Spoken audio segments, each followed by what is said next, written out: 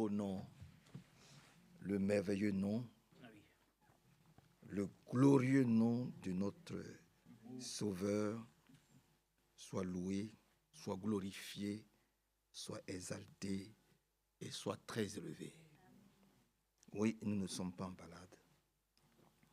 Nous avons tout quitté, nous avons tout abandonné pour être devant sa face, pour recevoir de lui ce qu'il nous a promis avant la fondation du monde. Après ces deux beaux cantiques, l'Esprit me pousse à aller dans Ésaïe chapitre 51. J'avais voulu lire quelques passages du frère Branham et du frère Franck. Peut-être que je vais le lire ici, mais je me sens comme poussé à lire Ésaïe chapitre 51 par rapport aux deux cantiques que nous avons chantés. Cela nous appelle au réveil et surtout à ne pas avoir peur. Amen. Il est dit dans Ésaïe 51,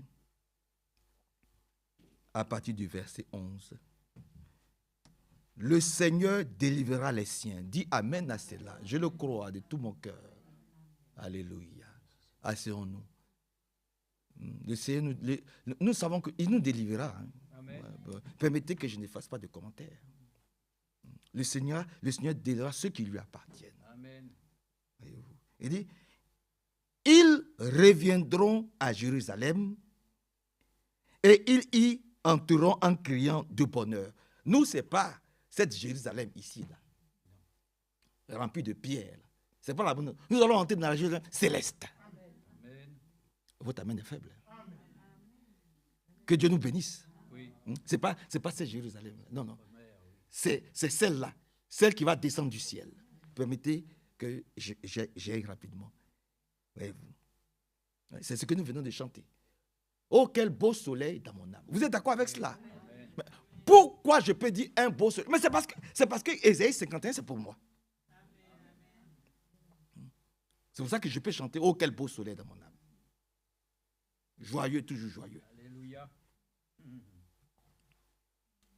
On dit une joie éternelle. Oh, mais est-ce que vous comprenez cela? Vous êtes avec moi? Bon, alors, il a dit, une joie éternelle illuminera leur visage. Nos visages seront une joie éternelle. Oui, mon frère Billy Paul, les frères du Burkina t'ont salué. Amen. Les frères d'Haïti t'ont salué. Et que sais-je encore? Bon, permettez que je n'entre pas dans les détails, mais ils ont bien salué notre frère Billy Paul par rapport à l'introduction des dimanches. Que Dieu le bénisse. Voilà, que Dieu le bénisse. Donc, ça aussi, frère Billy Paul, c'est pour nous. Amen. Et que Dieu nous aide beaucoup. Voyez-vous. On dit, une joie éternelle. J'ai dit Amen. Amen. Une joie éternelle va illuminer notre visage, mon frère Hervé. Une joie éternelle. Va illuminer notre visage. Une joie débordante nous inondera. Tandis que les chagrins et les gémissements se seront évanouis. Dans mon cœur, un beau soleil. Vous comprenez maintenant la chose? Vous comprenez maintenant? Pourquoi dans nos cœurs, un beau soleil, lui? C'est par rapport à Ésaïe 51. Bon, descendons un peu, verset 12. C'est aussi merveilleux. Hein? Là, ça nous montre pourquoi nous ne devons pas avoir peur. Il dit, c'est moi qui vous réconforte. Ce n'est pas Hervé, ce n'est pas frère Manassé. Mais c'est le Seigneur lui-même qui nous réconforte. Amen. Il dit, c'est moi qui vous réconforte. C'est bien moi, dit le Seigneur. Et là, il insiste.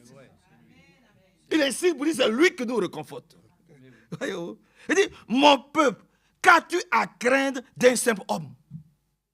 Qu'as-tu à craindre d'un simple homme qui mourra, qui aura le même sort que l'herbe? Pourquoi tu as peur d'un simple homme? Mais, oh, c'est vraiment merveilleux. Il dit, tu oublies le Seigneur celui qui t'a créé, qui a déployé les cieux et qui a posé les bases de la terre. Permettez que je n'aille pas loin. Que Dieu nous aide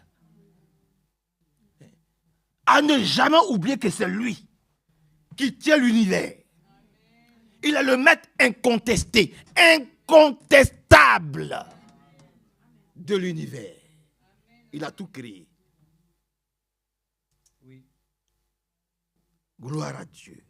Donc cela, nous ne devons jamais oublier cela. Il a tout créé. Il dit, tous les jours, tu trembles. Mais pourquoi tu trembles? Tu as peur de quoi? Demain prendra soin de lui-même. Il dit, tous les jours, tu trembles de peur devant la fureur de l'oppresseur. Comme s'il était prêt à te détruire. Mais que reste-t-il de sa fureur? Oh, bientôt, le prisonnier accablé sera remis en liberté. Dis Amen. Amen. Nous serons remis en liberté. Amen. Nous, les prisonniers heureux du Seigneur. Vous comprenez, souvent je dis, je suis un prisonnier heureux. Oui. Nous sommes des prisonniers heureux du Seigneur. Amen. Nous serons rendus à la liberté. Amen. Merci Seigneur. Oui, oui, que Dieu nous bénisse. Il ne mourra pas dans son cachot et ne manquera plus de pain. Dis Amen. Amen. Que Dieu nous soit loué, exalté, célébré. Donnez-moi une minute. Permettez que je lise un peu. Parce que j'avais à cœur. Mais là, c'est le Seigneur qui m'a demandé de lire ça. C'est le Saint-Esprit qui m'a demandé de lire ça. Par rapport au cantique. Sinon, j'avais à cœur de lire un ou deux choses. Vous me le permettez?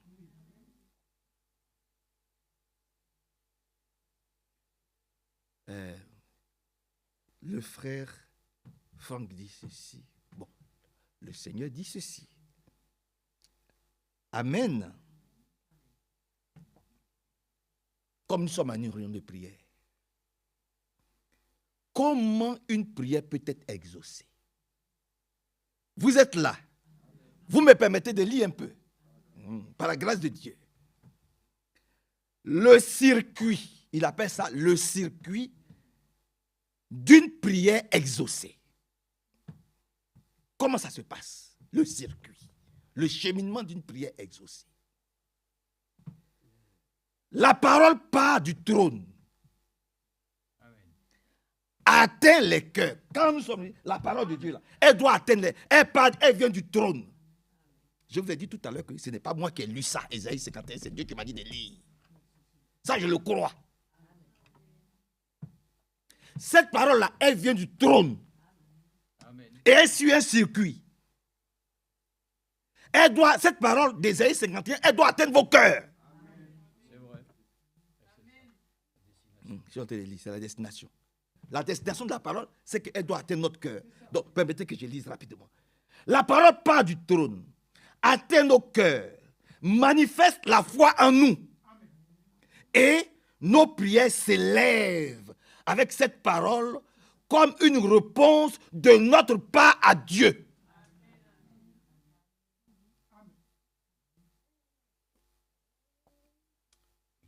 Que sa parole a trouvé une résonance en nous, qu'elle a été reçue par nous, et Dieu de son côté répond quand le ciel est ouvert. Amen. Amen. Alléluia. C'est ça. Voilà le circuit d'une prière.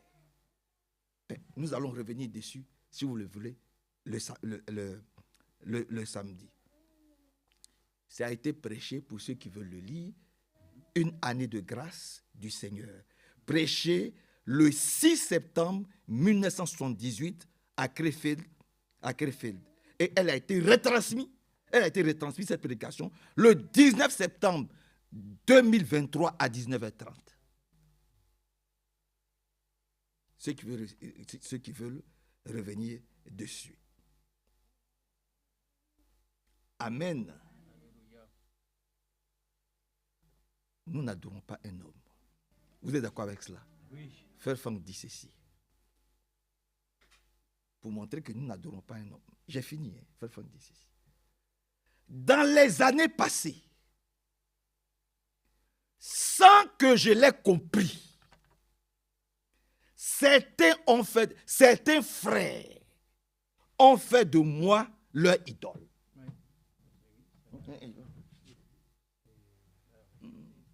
C'est la vérité.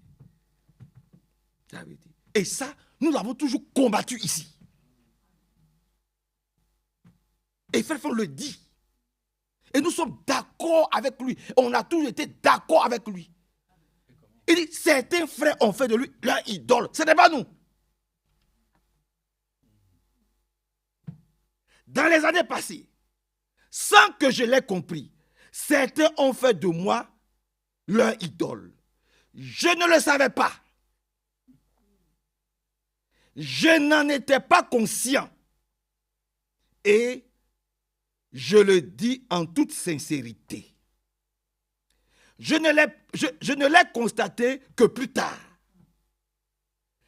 Il pensait toujours au frère Franck, et encore au frère Franck, et encore au frère Franck. Frère Franck a dit, et encore au frère Franck. Pourquoi n'ont-ils pas pensé au Seigneur Jésus? Question. Nous pensons au Seigneur Jésus-Christ. Pourquoi n'ont-ils pas pensé au Seigneur? Qui seul marche au milieu des 7 chandeliers d'or? Amen. Qui seul est élevé? Qui seul reçoit l'honneur et qui seul est digne d'honneur et de gloire? Pourquoi n'ont-ils pas pensé à lui? Voyez. Maintenant, il dit, est-ce que quelqu'un a remercié Pierre ou Paul pour l'œuvre qu'il a eu accomplie? Non. Est-ce qu'ils ont reçu la reconnaissance? Non. Tous ont remercié le Seigneur qui a fait de grandes choses en eux. Amen. Moi, je ne m'attends pas à de la reconnaissance, car moi-même, j'ai à remercier Dieu. C'est tout, c'est vrai. Loué soit Et de la même manière, vous aussi, vous avez qu'à remercier Dieu. Amen. Afin que cela ne se répète plus.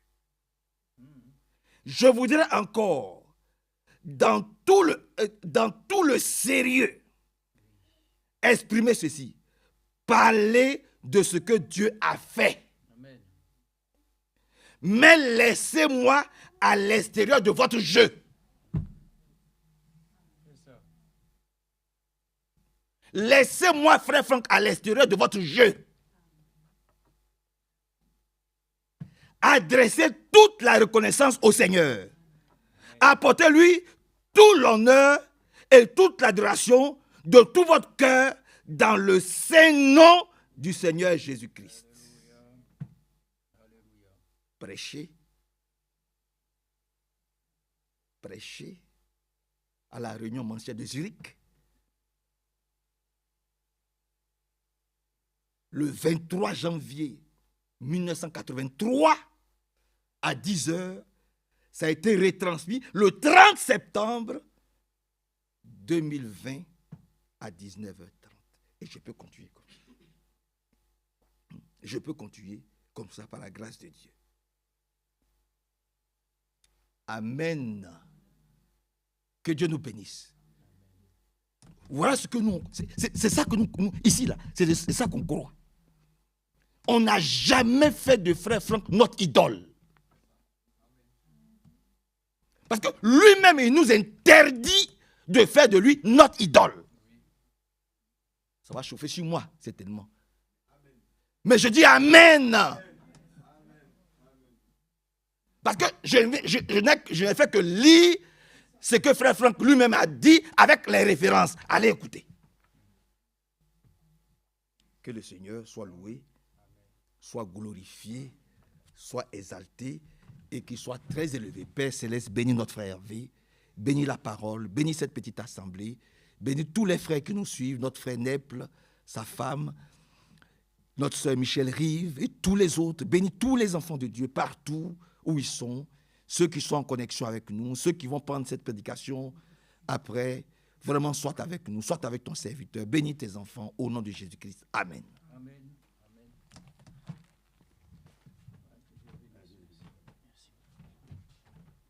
Le Seigneur soit remercié parce que nous avons eu aussi à écouter dans la semaine comment Frère Branham lui-même a exprimé les choses de telle manière que non seulement il n'y a absolument aucune confusion dans tout ce que notre bien-aimé frère avait prêché dans toutes les années de son ministère, il n'était pas Dieu.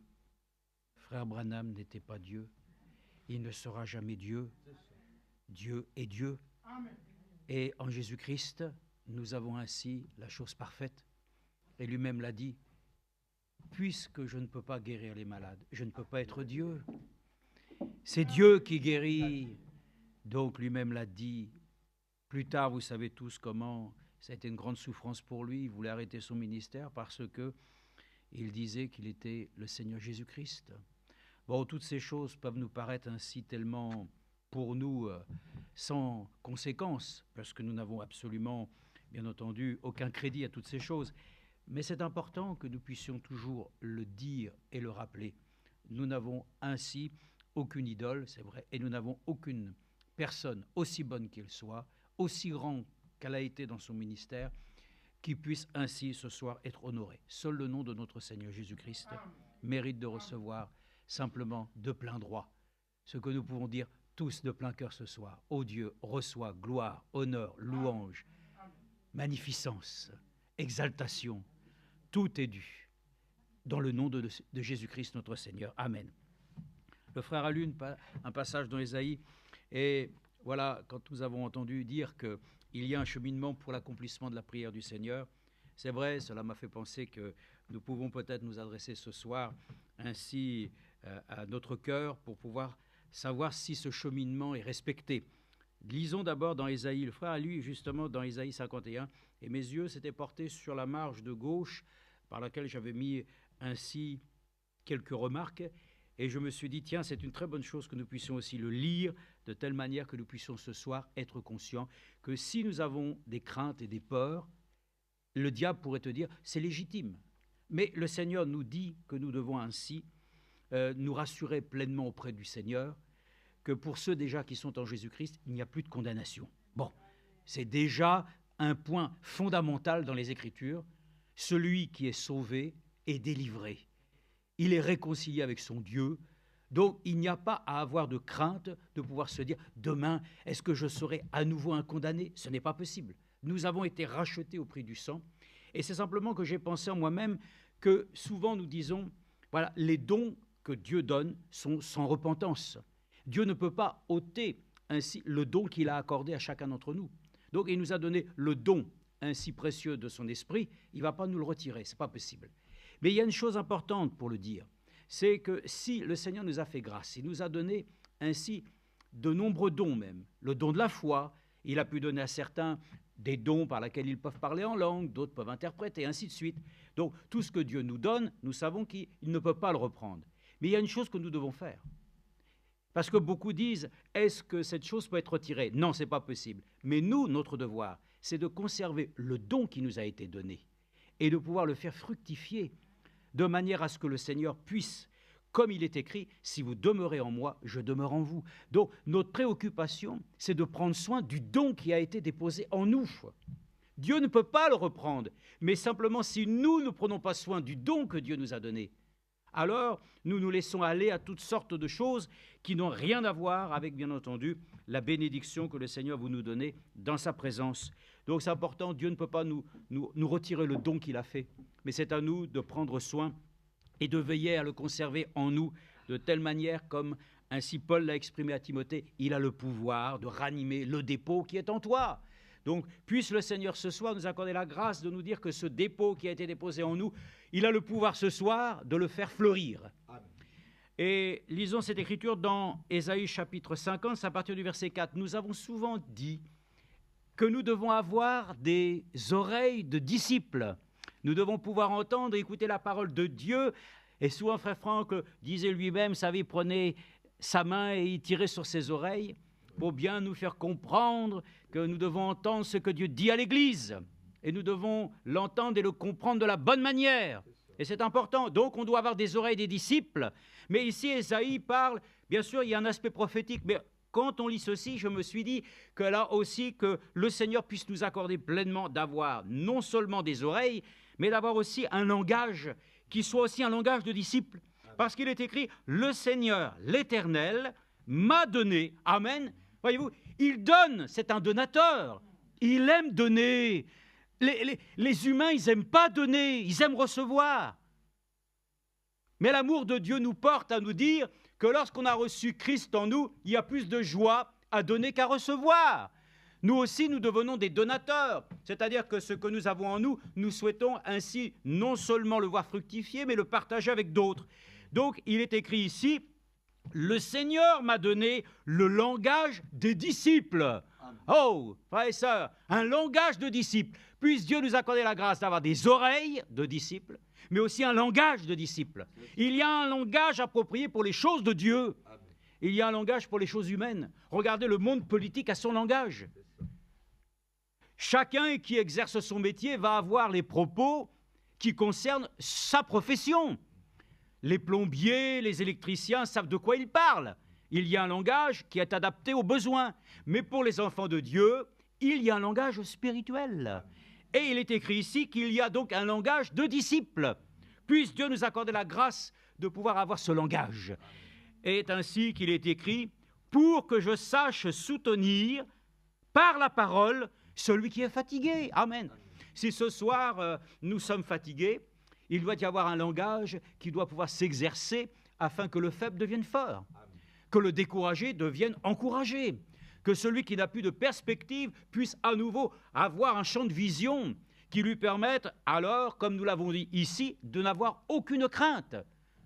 Oui, frères et sœurs, nous avons souvent des craintes et nous avons même des peurs. Et souvent, cela vient même des personnes. Et nous pourrions le dire que l'exemple était aussi que Élie avait peur de Jézabel. Il a même fui. Il y a toujours des points de faiblesse chez les hommes. C'est pour ça que même Frère Branham a vu ses points de faiblesse. Il a dit, j'ai fait beaucoup d'erreurs. Là aussi, quand vous dites ça, ça crée beaucoup ainsi de tristesse chez certains. Mais moi, je le répète, il a même dit, j'ai fait beaucoup d'erreurs. Et nous aussi, parce que nous sommes des hommes.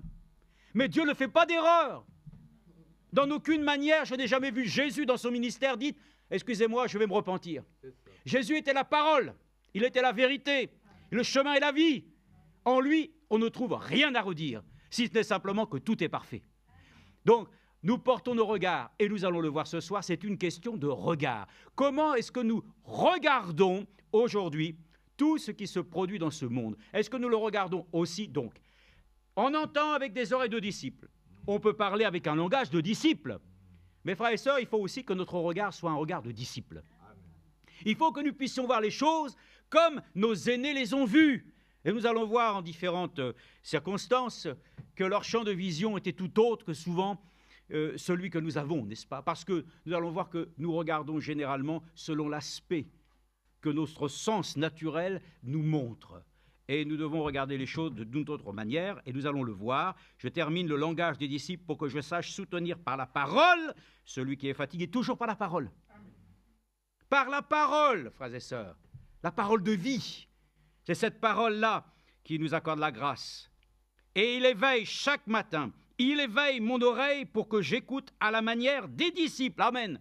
Donc voyez-vous, les oreilles de disciples, le langage des disciples, et voyons ce soir aussi certainement les yeux du disciple. Il faut que nous puissions voir les choses comme Dieu les voit. Je vais commencer avec une petite histoire. Vous aimez les histoires, hein? Bon, les histoires, elles sont généralement toujours tirées d'un fait réel, parce que nous parlons de choses que nous avons vécues. Et lorsque j'étais plus jeune, bien sûr, et que j'ai fait mon service militaire, il y a eu les rudiments qu'il fallait bien entendu apprendre, parce que quand on est soldat, eh bien oui, à un moment donné, on vous équipe d'un fusil. Et de ce fusil, nous savons très bien qu'il est destiné, bien sûr, à tuer. Moi, en ce temps-là, je n'étais pas converti, donc ma conscience ne me condamnait en rien.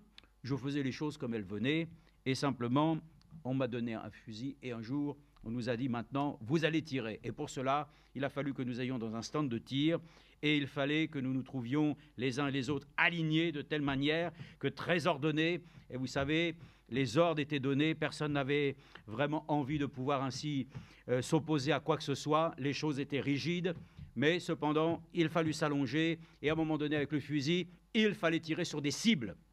Alors, pour cela même, tout le monde se met ainsi en ordre de bataille.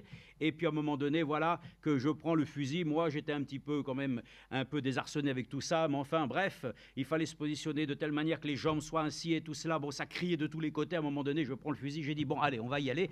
Et à un moment donné, j'ai ainsi donc déclenché ainsi ce qu'on appelle le FAMAS, c'est-à-dire ce fusil qui est donné dans l'armée française, voilà, et simplement à un moment donné, je voyais bien que quelque chose n'allait pas, quand j'ai entendu soudainement, bien entendu, l'adjudant qui était à côté de moi, et dit « Soldats Noël, vous tirez dans le béton !»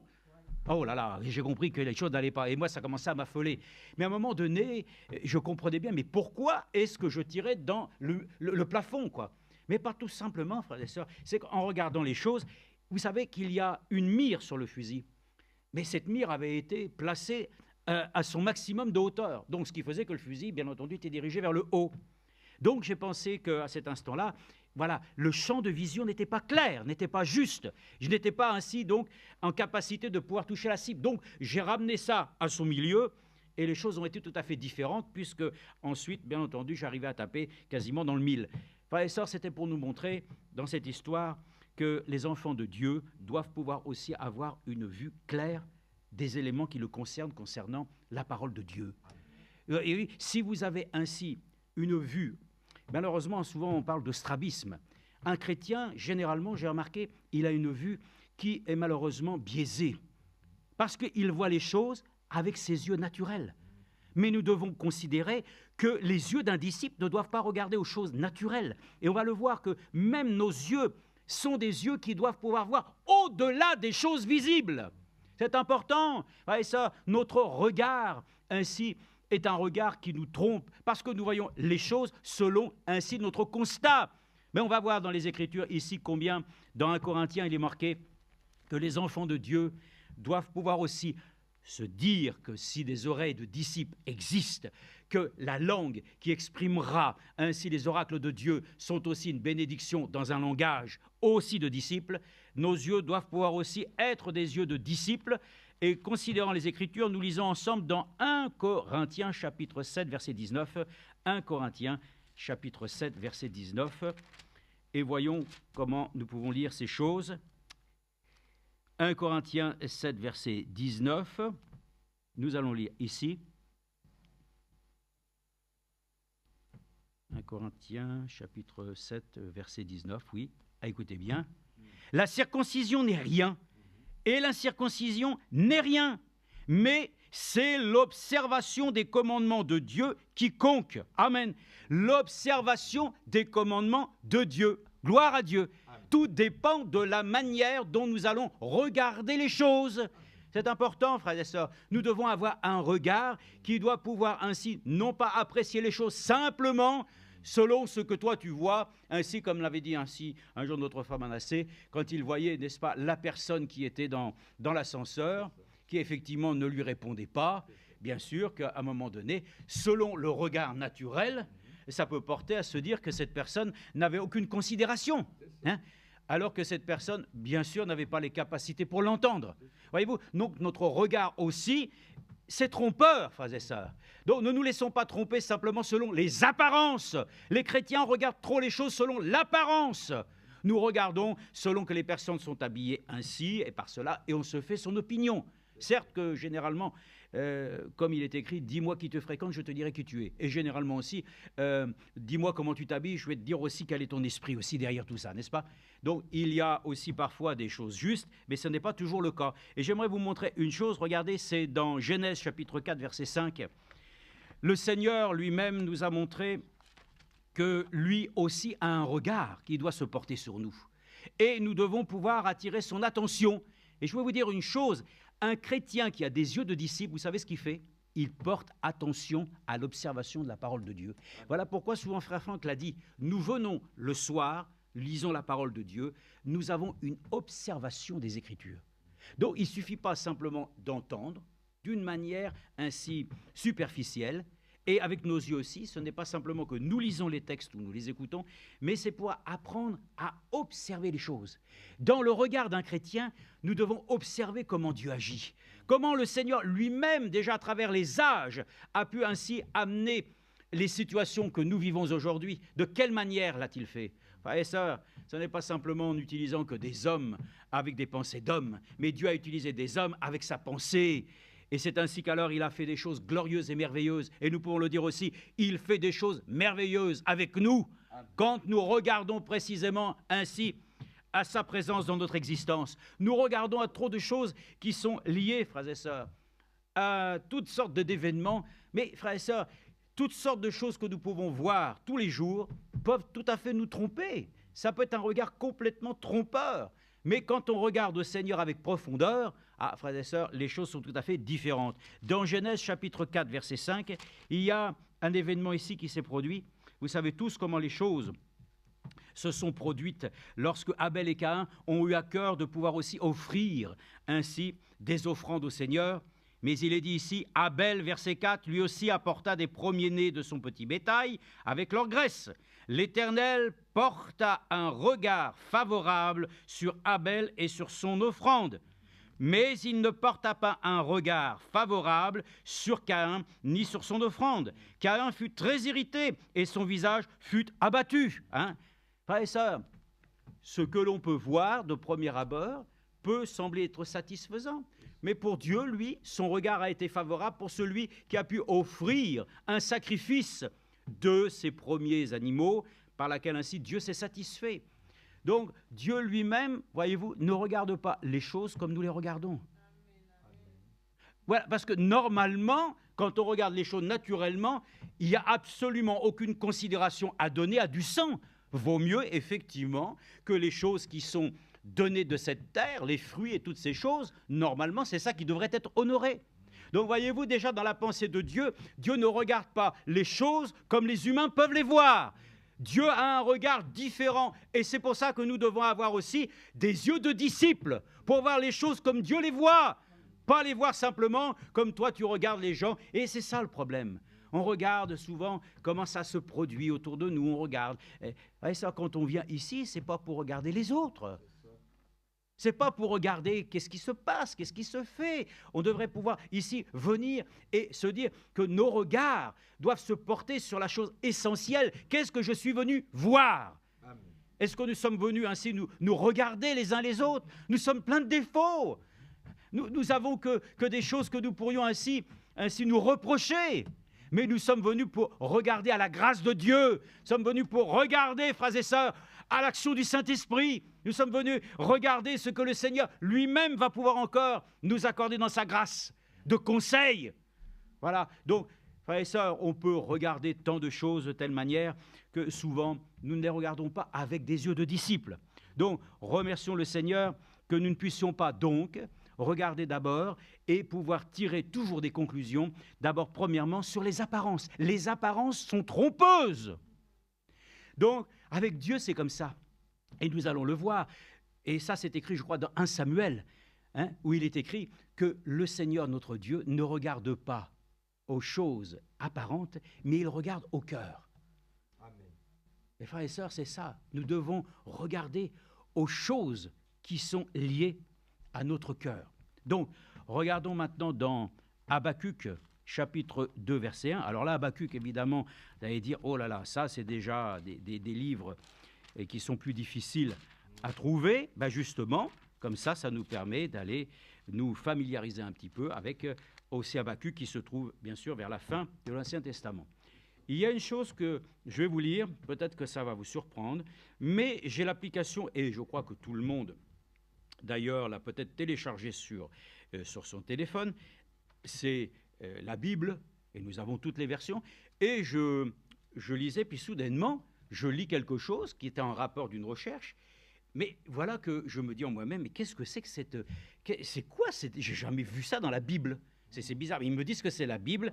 Alors, je vais vous lire avec Sou pour vous montrer qu'il y a quelque chose, quand on lit avec des yeux de disciples, quelque chose tout de suite vous dit que quelque chose ne colle pas avec la chose que vous avez pour habitude de considérer. Et donc, je le trouve ici. Mais figurez-vous que c'est ici. D'un seul coup, je lis ça. C'était donc un récit où il dit « En cours de route, le jeune homme interrogea l'ange. Mon cher Azaria, lui demande-t-il, quelle sorte de remède y a-t-il donc dans le cœur, le foie et la bile d'un poisson ?»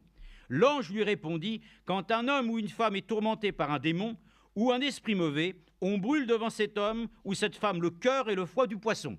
La fumée qui monte fait fuir l'assaillant et on est délivré de lui pour toujours. » Je dis « Mais c'est quoi ça ?» Et ça, c'est là que je me suis dit « Mais quelque chose ne va pas. » Mes yeux de disciple, quelque chose. Je dis, c'est dans Tobit, chapitre 6 de Tobit, dans les livres apocryphes.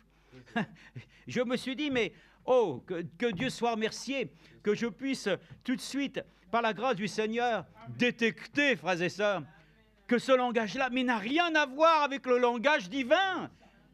Donc, comment est-ce que des personnes ne peuvent pas considérer tout de suite et immédiatement que des yeux de disciples détectent qu'à travers ainsi ces choses, ce n'est pas une chose qui peut être inspirée. Comment est-ce que Dieu parle de ces choses? La seule chose qui délivre des démons, c'est le Saint-Esprit. C'est Dieu lui-même.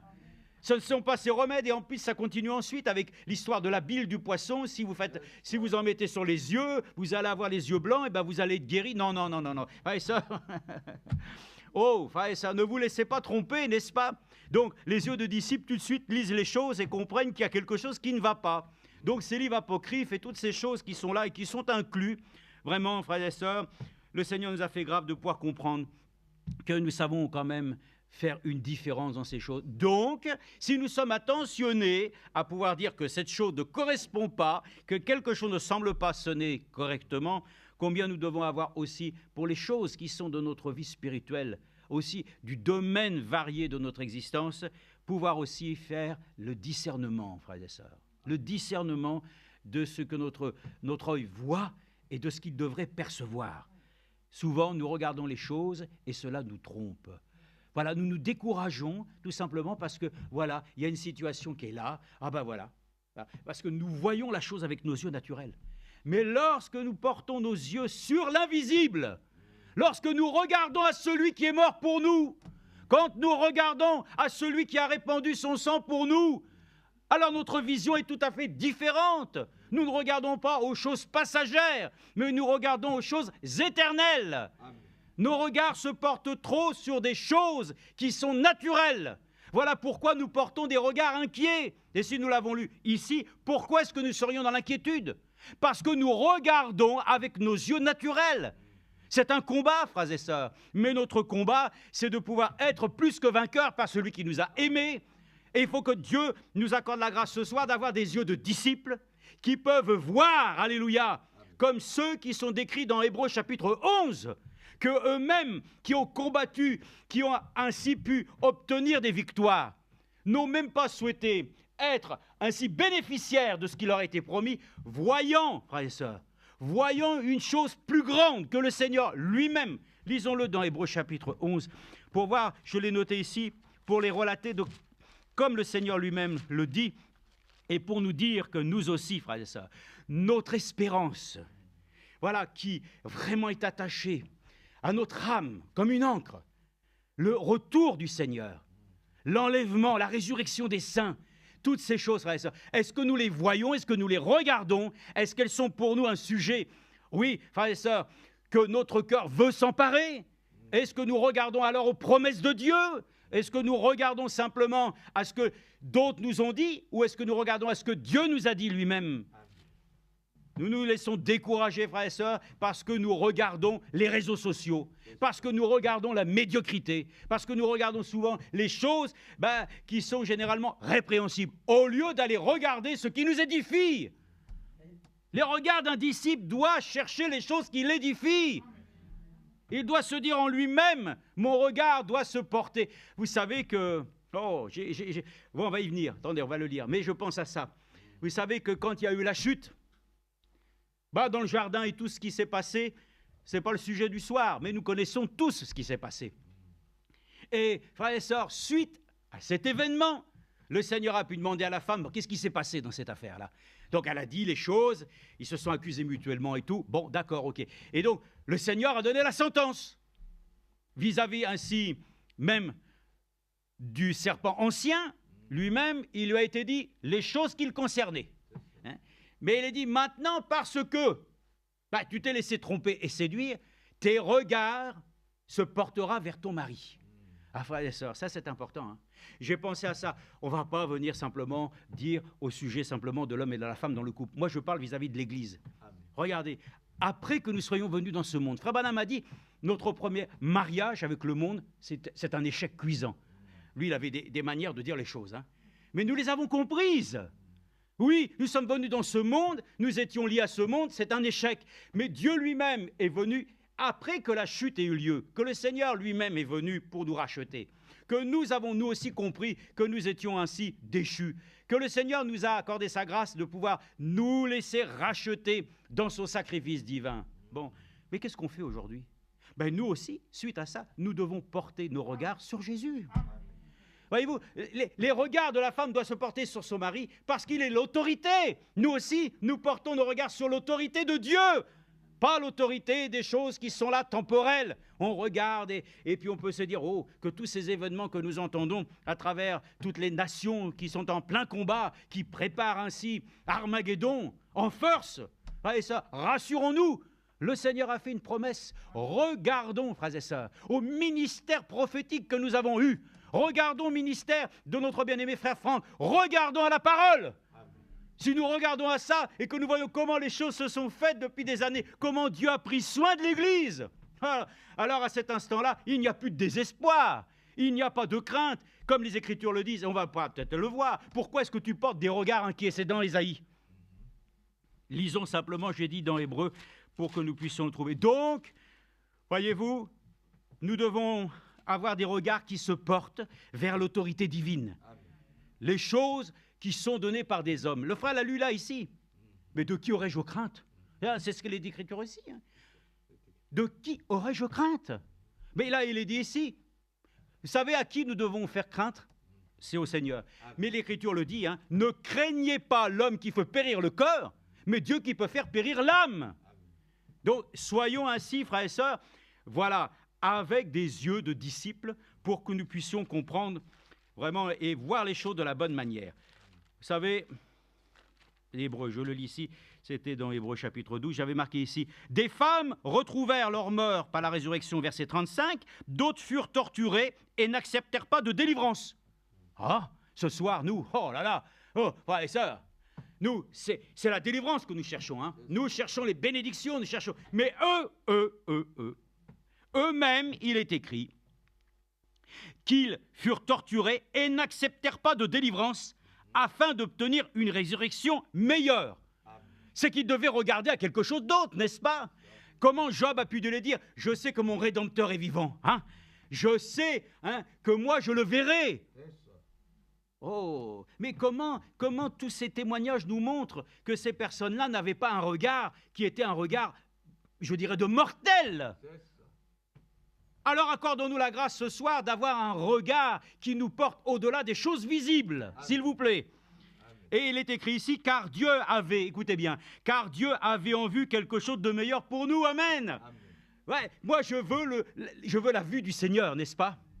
Parce que les yeux des disciples, c'est les yeux de ce que le Maître a été pour eux. Donc voyons comme le Maître a vu, et que nous puissions voir aussi les choses comme eux les ont vues, car Dieu avait en vue quelque chose de meilleur pour nous, afin qu'ils ne parviennent pas sans nous à la perfection.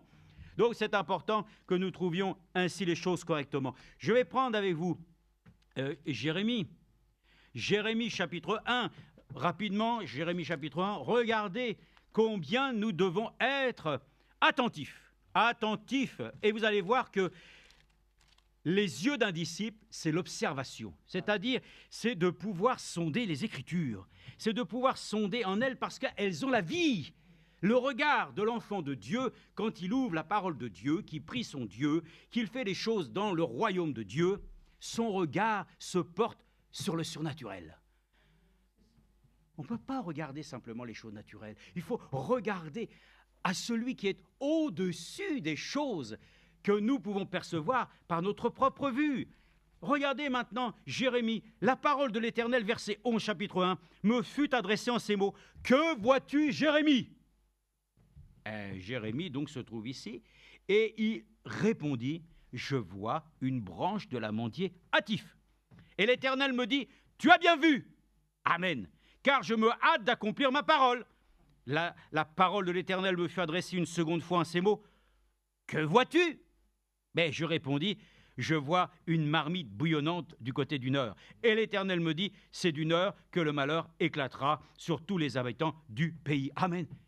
Voyez-vous, la manière d'observer les choses est très, très important. Parce que le regard que Jérémie a porté sur la parole de l'Éternel était juste. Mais combien souvent, beaucoup de gens, n'est-ce pas, prennent les choses, voilà, d'une manière générale, ne cherchent pas à pouvoir approfondir ce que Dieu lui-même nous a donné dans l'Écriture que nous entendons. Et ça, c'est notre devoir, frères. Les yeux de disciples, ils sondent les Écritures. Parce qu'il est écrit que les chrétiens de Bérée sondaient les Écritures parce qu'ils savaient en elles qu'il y avait la vie. Amen. Donc les yeux de disciples, voyez-vous, c'est un élément très important. Nous devons pouvoir aller rechercher et voir des choses qui sont au-delà des choses naturelles.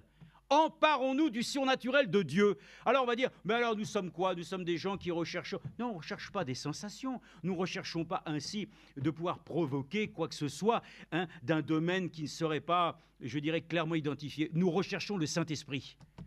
Nous recherchons la puissance de Dieu dans la vérité de sa parole, afin qu'elle puisse produire en nous des œuvres, alléluia, par laquelle ainsi nous pouvons être revêtus. Recherchons et regardons les choses, frères et sœurs. Parce que si vous êtes tout le temps à vouloir simplement regarder en apparence les choses, vous vous laisserez tromper. Donc Jérémie lui-même a pu, et le Seigneur a dit, tu as bien vu. Amen. Est-ce que ce soir, nous pouvons le dire que les yeux des disciples, ce sont les yeux de ceux qui ont bien vu, qui ont bien compris, qui ont bien saisi ce que le Seigneur attend de toi? Mais nous regardons, et généralement, le Seigneur attend de moi, mais tu regardes à l'autre. On ne regarde pas à l'autre. Regarde toi-même à ton Seigneur. Ne cherchons pas à imiter. Le frère l'a dit ici, on n'a pas cherché à vouloir faire de frère Franck un idole, parce qu'on n'a jamais cherché à vouloir être comme lui. On a observé les choses, on a regardé, mais les gens ont regardé et ils se sont dit, on va faire comme ça. Frères et sœurs, oh non, il faut regarder les choses. Et pour se dire que nous ne sommes pas de ceux qui faisons simplement une duplication, nous voulons nous-mêmes notre expérience personnelle qui nous fait dire que nous faisons la chose par révélation, non pas simplement parce que nous nous laissons soumettre aux autres, parce que nous avons vu que la chose était bien, alors nous sommes même à la suite des autres. Non, frères et sœurs, non, nous devons pouvoir avoir une observation. J'ai combien, et même mon frère et nous tous, combien de fois n'avons-nous pas été à Krefeld? Qu'est-ce que nous avons vu? Les gens regardaient quoi? La chorale et tout. Ça faisait partie des choses. Mais nous pouvons le dire que nous avons été là-bas et de ce que nous avons pu observer, c'est la parole. Nous avons pu observer les choses que le Seigneur fait pour son peuple. Et c'est de cette chose que nous pouvons nous dire encore que par la grâce de Dieu, nous nous tenons debout. C'est de ce que nous entendons, frères et sœurs. Pas de ce que les autres disent, de ce que Dieu dit lui-même. Donc Jérémie a bien vu. Ah, gloire à Dieu. Les yeux de disciples doivent bien voir la chose. Ils doivent comprendre la chose très claire. Tu ne dois pas t'imaginer des choses, penser des choses au regard des autres. C'est ça qui est important. Non, ne nous laissons jamais ainsi convaincre par personne. Laissons-nous convaincre de Dieu. Laissons-nous ainsi assurer dans cette chose. Bon, je l'ai lu, c'était dans 1 Samuel chapitre 16. Bon, alors je le lis puisque je l'avais marqué. 1 Samuel concernant justement la pensée que Dieu développe ici. Que Dieu n'est pas comme les hommes à regarder simplement les choses comme elles se présentent, mais Dieu lui-même le dit ici. 1 Samuel chapitre 16, verset 7, 1,16, verset 7, il est écrit « Mais l'Éternel dit à Samuel, ne prends pas garde à son apparence et à sa haute taille, car je l'ai rejeté. » Vous savez, est-ce que notre David, ce jeune garçon, a eu peur ainsi de celui qui se dressait devant lui? Goliath, Mais écoutez, on va dire quand même que la chose devait être quand même particulièrement terrifiante quand même pour Israël, de voir ainsi celui qui terrassait tout le monde. Mais David lui-même, rassuré. Pourquoi? Mais voyez-vous la chose? Il n'a pas regardé lui-même, David, à la hauteur de Goliath, à son armure. Mais il a pu regarder à Dieu. Il avait l'assurance, frères et sœurs. Donc, ça veut dire que déjà, il avait perçu quelque chose au-delà des choses visibles. Sinon, il aurait eu peur comme tout le monde. Mais il savait exactement de quoi il en était. Et il dit ici, David était oint par Samuel, mais l'Éternel dit à Samuel, ne prends pas garde à son apparence et à sa haute taille, car je l'ai rejeté. Il ne s'agit pas de ce que l'homme considère. L'homme regarde à ce qui frappe les yeux. Ah, les yeux de disciples ne doivent pas se laisser frapper par le quinquant. Ils ne doivent pas se laisser par les choses ainsi qui brillent. Mais un enfant de Dieu doit pouvoir avoir ainsi des yeux qui rayonnent. Et il ne se laisse pas éblouir, frères et sœurs, ni tromper par les choses qu'on peut leur montrer comme ça, sans les avoir éprouvées. Le regard de disciple doit pouvoir examiner les choses. On doit pouvoir ainsi les sonder pour être sûr que ça vient du Seigneur. On ne regarde pas les choses comme ça selon l'apparence. Et il dit, il ne regarde pas ce qui frappe les yeux, mais l'Éternel regarde au cœur. Amen. Donc nous sommes reconnaissants pour toutes ces choses. Regardez Philippiens 3,17. Regardez maintenant les yeux d'un disciple, les regards qui se posent. Voilà, c'est pour nous cette assurance qu'il y a la possibilité encore ce soir que nous puissions disposer d'une paire Dieu qui puisse voir les choses de Dieu. Maintenant, pourquoi mes yeux ont des lunettes?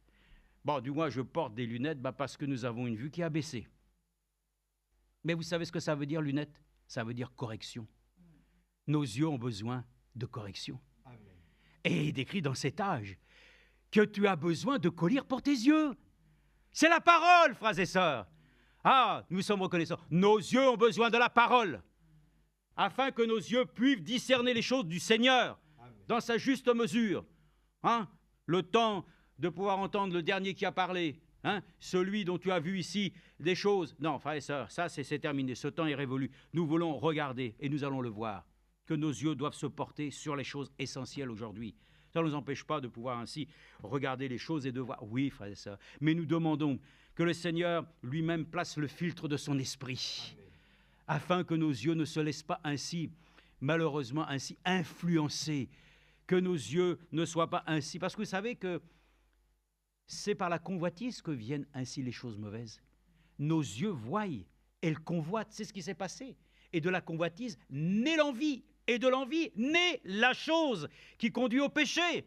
Frères et sœurs, mais si nos yeux peuvent voir Jésus, le péché, il est totalement effacé. Amen.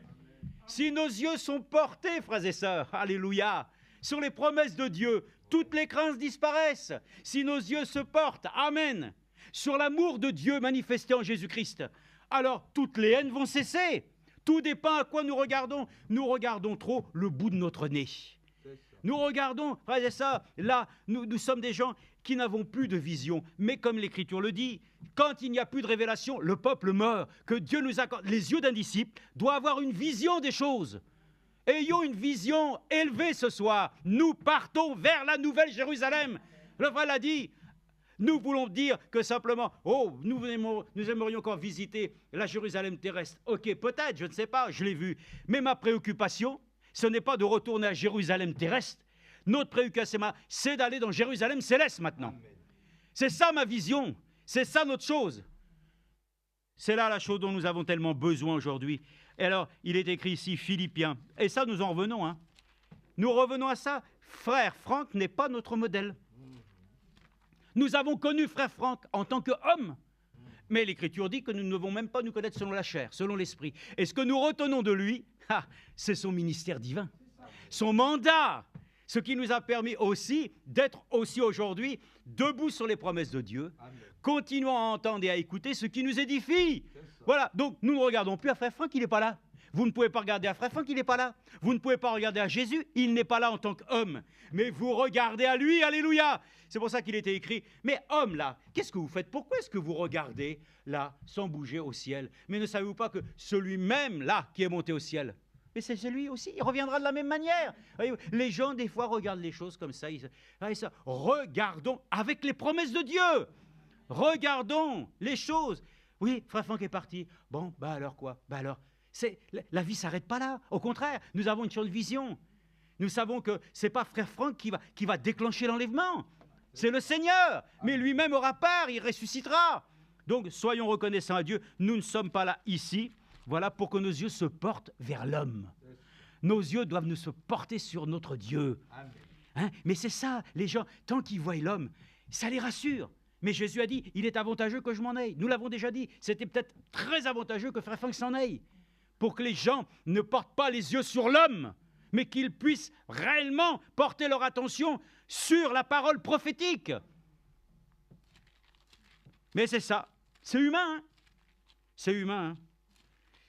Mais sachons faire la différence entre ce qui est humain et ce qui est divin. Pour les choses spirituelles, nous devons savoir faire la différence. Philippiens 3, 17, il est écrit, « Maintenant, soyez mes imitateurs, frères.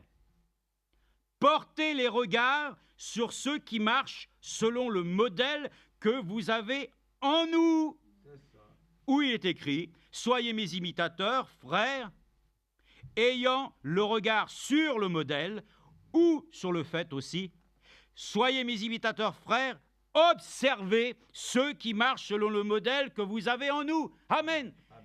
Observons, frères et sœurs, comment les choses se déroulent maintenant dans cette humanité. Regardez comment le Seigneur est en train d'agir. Il est en train simplement d'achever ce qu'il a commencé. C'est ce qui nous a été dit. Alors observez que le jugement de Dieu commencera d'abord dans sa maison. Il y a de l'ordre qui doit être mis. L'ordre commence déjà chez moi. L'ordre commence chez toi. L'ordre commence aussi dans l'assemblée locale. Dieu fait de l'ordre dans son église. Donc, frères et sœurs, observons les choses de la manière où nous ne pouvons pas simplement toujours l'expliquer par le raisonnement. Non, non, non, non. Voyons-le parce que Dieu nous a montré que réellement l'accomplissement de ce qui nous a été dit est en train de se passer. Donc, portant les regards sur ceux qui marchent très bien. Mais nous portons les regards pour voir et nous observons comment ils se sont comportés vis-à-vis même de Paul, comment Paul a marché. Mais il a marché comme un homme de foi. Donc, mais frères et sœurs, même Frère Branham, écoutez, Frère Branham était un homme qui a marché dans le Seigneur. Mais ce n'est pas mon modèle. Je ne peux pas. Comme le frère disait, Frère Branham a mangé des grosses beignes pleines de miel. Moi, j'en ai mangé aussi parce que lui, il l'a fait, donc je dois le faire. Oh, quelle bêtise. Ne me faites pas manger ça, moi je vais vomir. Je n'ai pas besoin de manger les mêmes choses que Frère Branham, mais j'ai besoin de manger la manne du ciel qu'il avait, qu'il nous a donné. Ça, c'est ça que j'ai besoin. Donc nous voulons porter nos regards sur ce qui édifie, pas sur l'homme, portant même ainsi plus de dévotion, n'est-ce pas, sur la créature que sur le Créateur. Donc soyons reconnaissants à Dieu, portant nos regards sur ça. Maintenant, Hébreux 12, qui ne connaît pas cela? Mais regardez, il y a une promesse à travers ça. Et la promesse de Dieu est merveilleuse. Que ce soit les yeux de disciples. Voilà, ils sont écrits ici. Ce n'est pas chez l'opticien, ce n'est pas chez l'ophtalmologiste. Non, non, non, non. Là, il est écrit ici, dans la parole de Dieu. Hébreux chapitre 12. Nous, verset 1, nous donc aussi, puisque nous sommes environnés d'une si grande nuée de témoins, rejetons tout fardeau et le péché qui nous enveloppe si facilement, et courons avec persévérance l'épreuve qui nous est proposée. Amen. Est-ce que c'est ton programme? Ça, c'est le programme de Dieu. Ça, il faut l'accepter. Et dans sa profondeur, si maintenant tes yeux de disciple se portent sur ça, tu vas le décrypter et tu vas voir qu'il y a du boulot. Il y a du travail et tu te dis en toi-même, Seigneur, c'est toute mon aspiration, c'est tout mon désir, c'est de te ressembler. Et d'arriver ainsi à cela. Comment? Verset 2, les yeux fixés sur Jésus. D'autres versions, portant nos regards sur Jésus. Voyez-vous, c'est important. Les regards, les yeux fixés sur Jésus. Amen. Mais c'est quoi les yeux fixés sur Jésus? Pas simplement dire, ah, mais qu'est-ce que vous regardez, homme? Vous regardez quoi? Mais ce même Jésus qui est monté là, il reviendra de la même manière. Allez, maintenant, avancez. Mais de porter les yeux sur Jésus, c'est de porter attention sur l'œuvre qu'il a commencé avec toi, qu'il achève. Pourquoi la femme a dit ça? Elle a dit, moi, je sais très bien que je ne suis pas encore ce que je devrais être. Mais je ne suis plus ce que j'étais. Amen.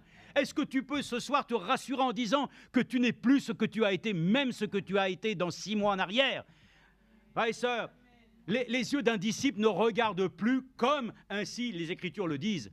Il y a des chrétiens, ils ont ainsi des yeux, non pas de disciples, mais je ne sais pas, ça doit être des yeux de taupe, je ne sais pas, ils ne voient pas bien loin. Ou alors ils sont tout le temps à regarder en arrière. Mais le regard se porte sur Jésus. Nous nous fixons sur ce qui est devant nous. Les yeux d'un disciple ne se portent pas au-dessus des épaules d'un autre pour voir ce qui se passe. On regarde en fonction de ce que l'autre a vu pour toi. Tu dois, toi, voir de tes propres yeux. Ainsi, nous savons que Thomas a pu dire, bon, moi si je vois, je crois. Mais le Seigneur a dit, heureux ceux qui ont cru sans voir. Ah, frères et sœurs, qui peut comprendre cela? Parce que nous pouvons voir des choses par lesquelles ainsi ceux qui regardent et qui les yeux fixés sur Jésus, ça donne quoi? Qui est l'auteur de la foi et qui l'amène à la perfection. Amen. Au lieu de la joie qui lui était proposée, il a supporté la croix, méprisé la honte et s'est assis à la droite du trône de Dieu. Amen. Remercions le Seigneur. Nos yeux fixés sur Jésus suscitent la foi et l'amènent à la perfection. Vous voulez regarder? Les yeux de disciples regardent au Seigneur. Ils regardent ainsi aux choses sur lesquelles lui-même, il a promis ainsi d'intervenir. Donc, pourquoi porter des regards inquiets? Lisons cette écriture, je crois qu'elle est dans Ésaïe. Elle est dans Ésaïe, ainsi, oui, Ésaïe 41. Nous l'avons déjà été dans Ésaïe, relisons-le, voilà. Voilà pourquoi nous pouvons le dire ainsi. Dans Ésaïe chapitre 41, écoutez bien, c'est ici, verset 9. « Toi que j'ai saisi des extrémités de la terre et que j'ai appelé de ses confins, à qui j'ai dit, tu es mon serviteur, je te choisis. » Bien sûr, c'est prophétique. Mais cela, nous l'appliquons parce que nous sommes les fils et les filles du Dieu très haut. Donc, nous sommes les enfants du Seigneur. Et sa nature s'accomplit en nous. Et il dit, sois sans crainte. Oh, je te choisis et ne te rejette point. Sois sans crainte. Dans d'autres versions, j'ai vu ça différentes. Ne porte pas des regards inquiets. Ou ne sois pas effrayé. Ou encore, ne sois pas angoissé. Pourquoi des angoisses? N'ouvre pas des yeux inquiets, car je suis ton Dieu. Amen. Si tu ne vois pas qu'il est ton Dieu, si nous ne voyons pas qu'il est avec nous aujourd'hui, si nous ne savons pas qu'il est en nous, si nous ne voyons pas ces choses, mais je peux, comment tu es? Mais les yeux de disciples ne voient pas les choses comme les yeux le voient dans le naturel pour dire que ce mur est blanc, que les sièges sont bleus et blancs. Non, nous regardons à des choses sur lesquelles, ça, frères et sœurs, c'est le Saint-Esprit en nous. Il nous donnera le Saint-Esprit afin qu'il nous conduise dans toute la vérité. Les yeux d'un disciple doivent se porter à vraiment, frères et sœurs. Vous allez le voir. On va terminer, hein, mais vous allez le voir aussi. Parce qu'il y a aussi une parole qui nous parle ainsi de réellement où ses yeux se trouvent. Vous savez que les yeux d'un disciple, c'est pas ici. Et je ne vous l'ai pas dit, au fait. Mais c'est pas ici. Ses yeux se trouvent dans le cœur. Vous allez le lire avec moi après. Mais il dit, regardez, car je suis ton Dieu, je te fortifie, je viens à ton secours, je te soutiens de ma droite victorieuse. Voici qu'ils seront couverts de honte et de confusion tous ceux qui sont irrités contre toi. Verset 13, car je suis l'Éternel, ton Dieu, qui saisit ta main et qui te dit, sois sans crainte, je viens à ton secours. Mais est-ce que tu le vois ça? C'est ça qu'il faut, que cette parole, regardez, le langage du disciple, confesse la victoire de Jésus. Voilà pourquoi ainsi, alors, nous le pensons réellement que si tu le crois, tu verras la gloire de Dieu. Nos yeux de disciples doivent se porter sur le surnaturel de Dieu.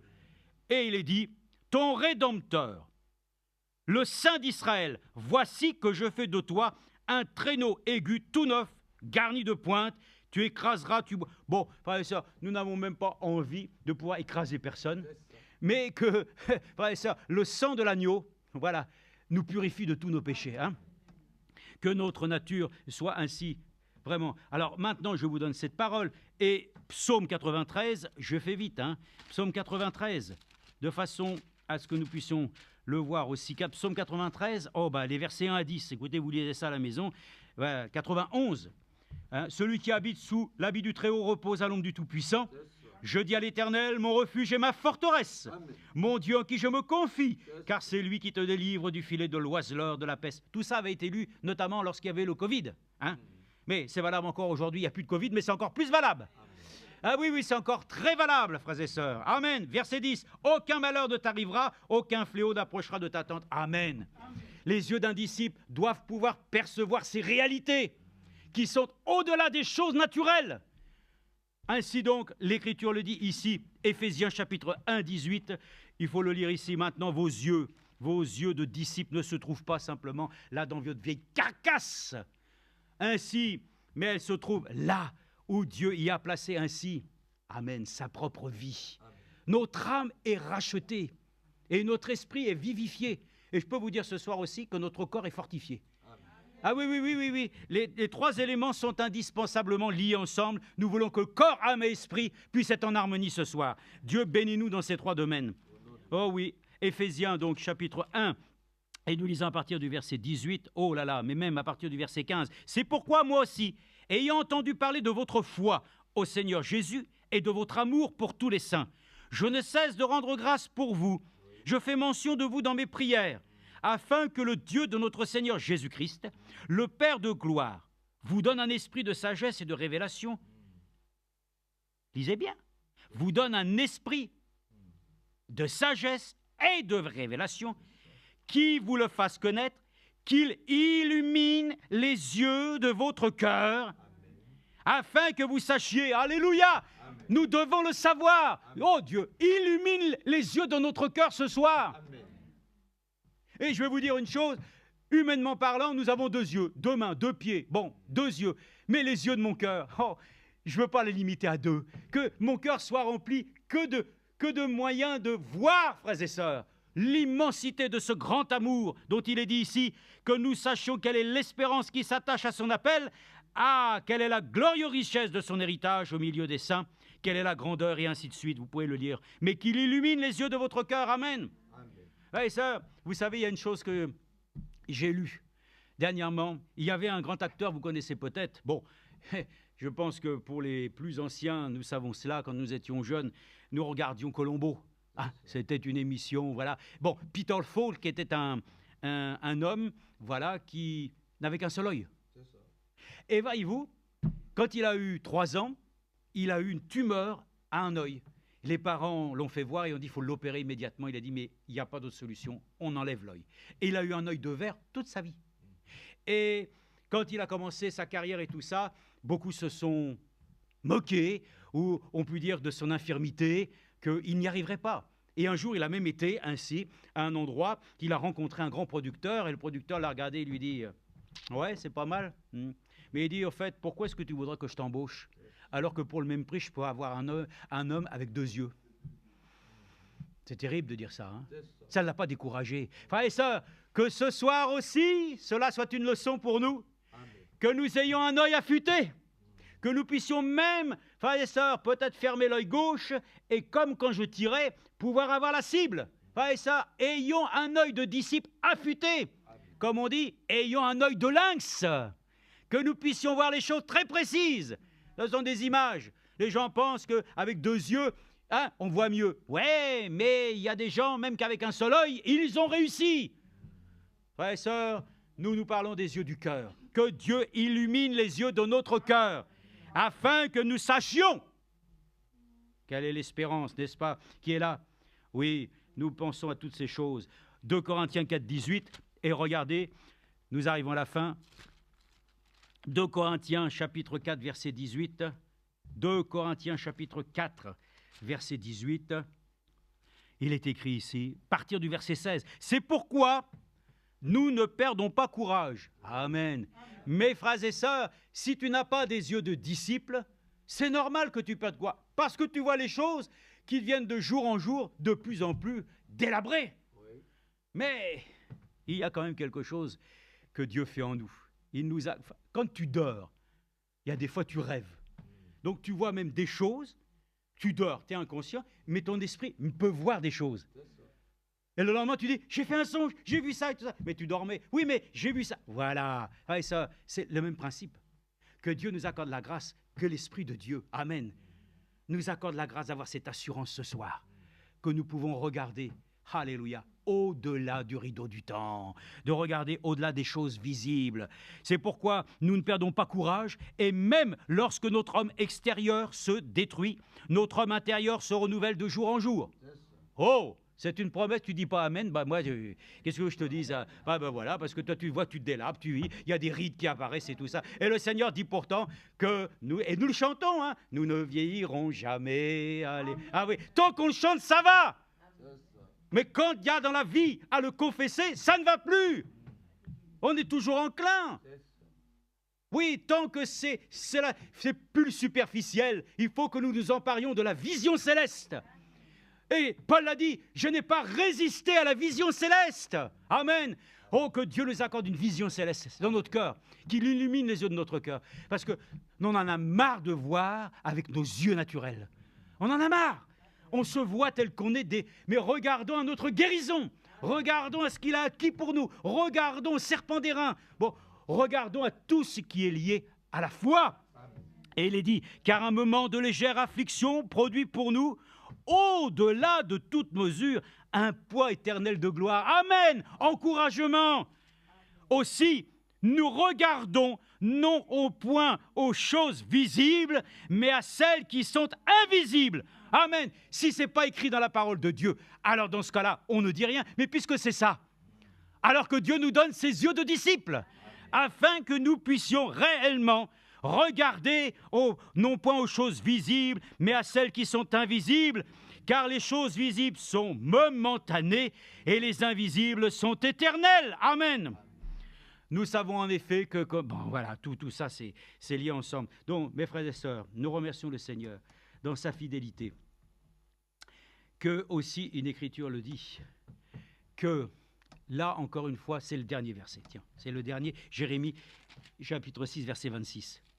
Nous avons besoin que notre cœur soit vraiment éclairé ce soir, que nous ayons besoin vraiment de la clarté. Avant, nous étions ténèbres, maintenant, nous sommes lumière. Que la lumière de Dieu brille dans notre cœur. Ce soir, qu'elle illumine réellement nos vies spirituelles avec Dieu. Nous savons tous que nous pouvons entendre toutes sortes de bêtises, mais quand on entend la parole de Dieu, elle suscite la foi. Que quand il y a quelque chose qui est tombé dans mon cœur, je peux parler du langage de la foi. Et nous pouvons le dire ce soir, nous allons y ajouter nos yeux spirituels.